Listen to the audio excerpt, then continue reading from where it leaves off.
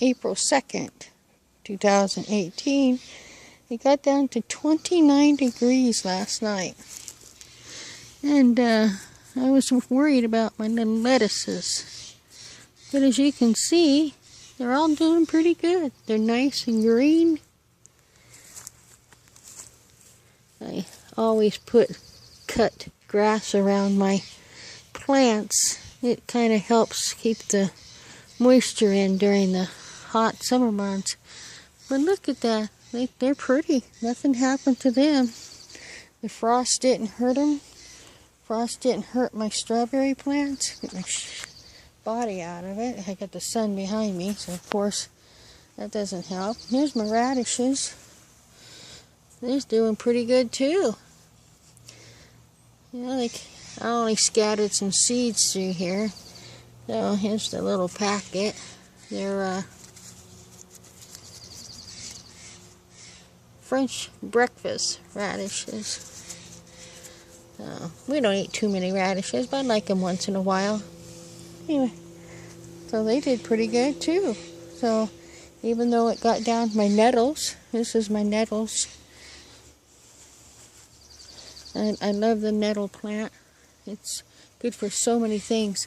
It helps my rheumatoid arthritis really good, because when my arthritis gets to hurting really bad, especially in my hands, I'll come up out here and I rub my hand against the leaf where it's hurting, and it puts that little spiny things that the plant has in it, and it actually helps my arthritis.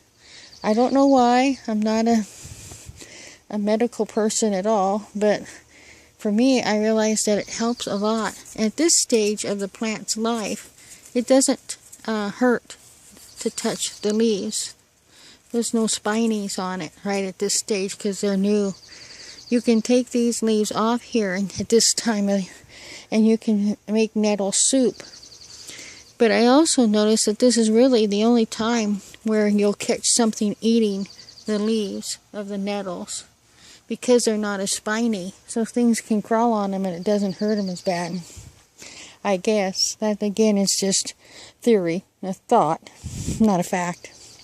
But anyway, I was quite impressed. My strawberries came out of it. They're doing fine.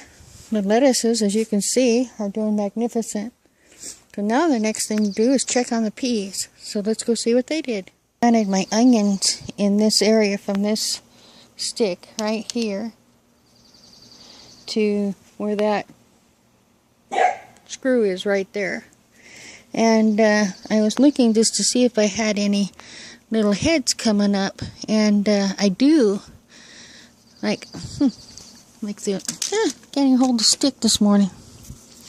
So I've got one right here. I got keep dropping the stick. I've got a bunch right here on the other side, of course, right there. Those are all the onions coming up. So there's some right here. The little babies, I don't know if you can see them. Some right there. There's some right here. So yeah, they're starting to break through. There's one right there. You want to plant those little onions so that the tops kind of show. But what I did is I planted them. Here's one. He's still out of the ground. Check him out right here. See? He needs to get covered up a little more. Let me take some soil and you don't want him to be uncovered too much. But you do want to leave the tip of it, just a little teeny tip of it above the ground. That's what you want to do. Oh, there's one right there. Yes, the dogs have done their duty. They're ready to go back inside because it's 29 degrees out here. There's one right there. So they're coming along. Like I said, I throw my grass clippings on my garden because, one, it will keep the soil underneath from getting too dried out, and for another, when it decomposes, the worms love to eat the grass. So it always goes back into the garden. Now the peas I kept underneath the tarp. I didn't even take the tarp off yesterday because April Fool's Day, which was Easter, it didn't get very warm at all. So I just left the tarp on here. Let's see what we got. Oh, Oh wow. Look at that. Nice and green. Huh. Looks like they need watered though. Can't say anything bad about that. That's so good. Look at those nice beautiful peas. They're already starting to want something to hang on to. See, when this comes up like this, grows up like this, they're looking for something to hold on to. So I need to put my trellis up today. So I'll work on doing that. Today I'll work on putting the trellis up. Okay, that's just a little update on how the garden's doing. Oh, this here, I love this plant. You have to keep this plant contained. It's peppermint. It's really neat for putting teas and things. But by golly, Miss Molly, if you don't keep it contained, it'll go all over everywhere. It's so beautiful and full, vibrant colors.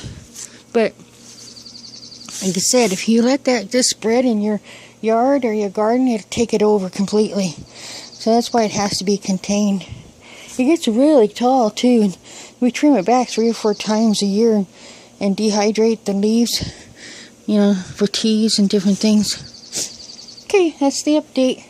Take care, everyone. Hope you had a marvelous day.